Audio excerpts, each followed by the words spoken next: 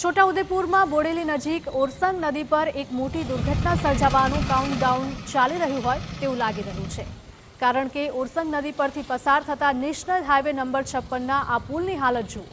મરવાના વાંકે જીવી રહ્યો હોય તેવું બિસ્માર પુલ ગમે ત્યારે તૂટી પડે તેમ છે અને તંત્ર જાણે કે કોઈ મોટી દુર્ઘટનાની રાહ જોઈ રહ્યું હોય તેવું લાગી રહ્યું છે.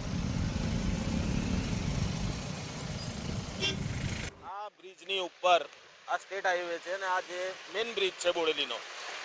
હવે આ બ્રિજની ઉપર એનું સ્ટીલ પણ દેખાય છે, એના સરિયા પણ નીકળી ગયા છે અને નીચેથી પિલ્લર પણ છૂટા થઈ ગયા છે અને બ્રિજની ઉપર એટલા મોટા મોટા ખાડા પડી ગયા છે કે આ બ્રિજ ગમે ત્યારે તૂટી શકે એવી પરિસ્થિતિ છે.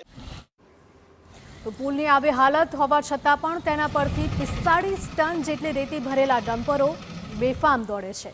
સામાન્ય વાહન ચાલકોની હાલત તો એવી છે કે પુલ પરથી પસાર થાય એટલે વાહનને ધક્કા મારવા માટે મદદ માટે માણસો જોઈએ જ.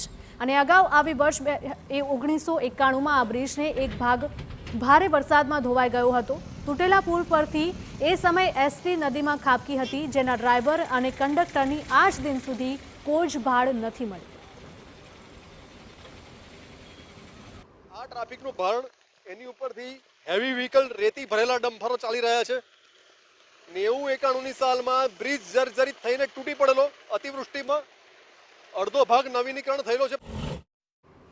આ પુલ અતિ જર્જરિત છે અને તાત્કાલિક સમારકામ ઝંખી રહ્યું છે, પરંતુ તંત્રને જાણે કે કંઈ જ પડી ન હોય તેમ લાગી રહ્યું છે. તૂટેલા પુલને કારણે અવારનવાર અકસ્માત સર્જાય છે, લોકોને ઈજાઓ પહોંચે છે.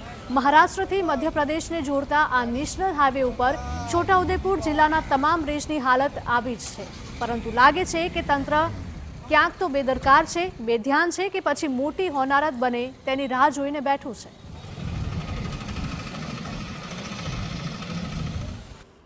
કદાચ કંઈક અકસ્માત થશે, કોઈક મળશે ત્યારે કંઈક આ પુલનું કંઈ નિરાકરણ આવશે, ત્યાં સુધી નિરાકરણ આવે નહીં. બધા નેતાઓ કરીને થાકી ગયા છે, પણ કોઈ કરે એવું લાગતું નથી. ખાલી કહે છે લોકો મોઢા પર કે અમે આ કરીશું, ફલાણું કરીશું, બાકી અહીંયા કોઈક વસ્તુ કરી શકતા નહીં કોઈ.